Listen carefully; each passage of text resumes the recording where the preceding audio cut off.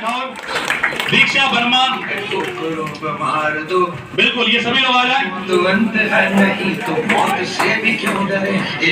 जो भी लोग यहाँ पर अब आ जाए, तालियां बजा दो एक बार लोग।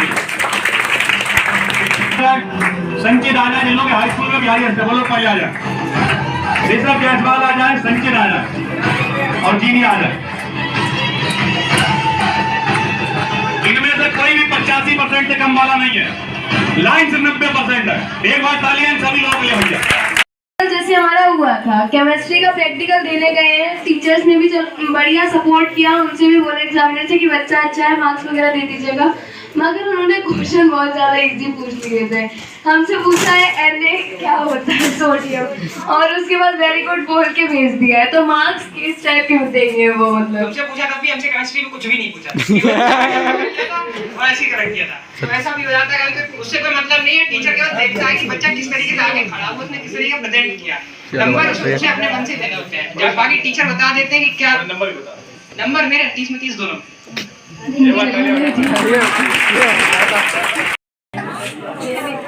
मैथ की प्रिपरेशन स्टार्टिंग से करनी पड़ती है, तो कोचिंग सब लोग पढ़ते रहो और साथ में अपनी मैथ लगाते हुए चलो, क्योंकि मैथ एक बार अगर छूट गई तो फिर खेल खत्म हो जाता है। मैथ में कुछ नहीं कर सकते, क्योंकि कवर करना बहुत मुश्किल है। मैथ बहुत कठिन हो जाती है लास्ट में, क्योंकि लॉन्ग क्वेश्चन होते हैं सारे, और एक भी लॉन्ग तुम छोड़ दोगे तो मतलब सेम क्वेश्चन होते हैं, बहुत सारे डिजिट, एक दो डिजिट का फर्क होता है। तो अगर एक क्वेश्चन नहीं लगाया और वही आएगा, क्योंकि मैथ में ऐसा ही होता है कि डिजिट चेंज होती है केवल, वो आंसर बाद में तुम तो सोचोगे कि सही हुआ है, लेकिन वो क्वेश्चन गलत हो जाएगा। इसलिए प्रैक्टिस करते रहो, आंसर बाद में रट जाते हैं। स्टार्टिंग से ही प्रैक्टिस करो तो आंसर रट जाएगा, लास्ट में तो कुछ करना ही नहीं पड़ेगा।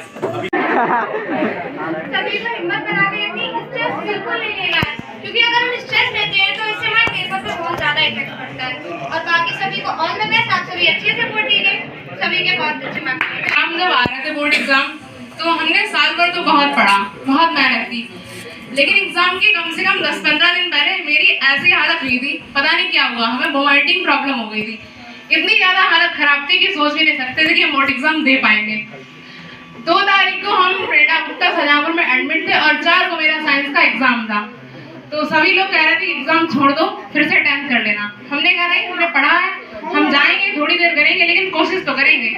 फिर भी हम बहुत बीमार थे, बहुत ज्यादा ही। फिर हम, लेकिन डॉक्टर ने कहा कि तुम कैसे करोगी, कैसे जाओगी। हमने कहा नहीं, हम चले गए। जब हम पेपर देने गए तो मेरे सर ने एक बात कही थी, तुम बीमार भी हो और एक बात ध्यान रखना, जो आता हो उसे पहले करना, और अगर एमसीक्यू सारे आते तो एमसीक्यू पहले करना। ये नहीं, बहुत से लोग करते हैं कि एमसीक्यू बाद में करते हैं, एमसीक्यू पहले करोगे, और अगर सारे आते हैं तो सही है। अगर पेपर में जो आता है, अगर सीरियल से आता है तो पूरा करो। ये नहीं लॉन्ग पहले कर लिए, शॉर्ट पहले कर लिए, इससे एग्जामिनर को लगेगा कि हाँ बच्चा पढ़ने में ठीक है और उसको कॉपी चेक करने में आसानी होगी।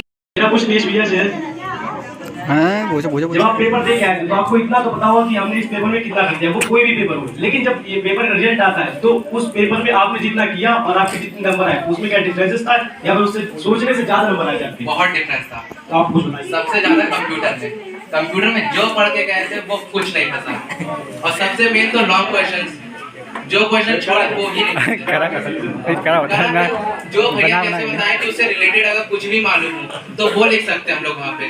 तो हमने वही करा कि लॉन्ग क्वेश्चन वगैरह जितने थे तो हमने उससे रिलेटेड लिखा।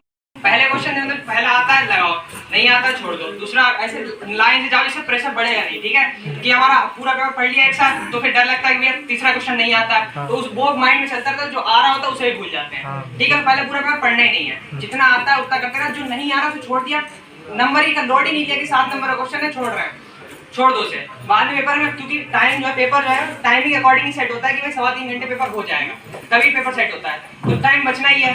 लास्ट में आराम से उस क्वेश्चन को देखो कि क्या है, हमने पढ़ा है नहीं पढ़ा। अगर नहीं पढ़ा तो चॉइस हो सकता है वो, अगर नहीं चॉइस है तो देखो कहाँ पढ़ा है, कुछ रिलेटेड आता है उससे तो वो लिख दो, ये लोड नहीं लेना कि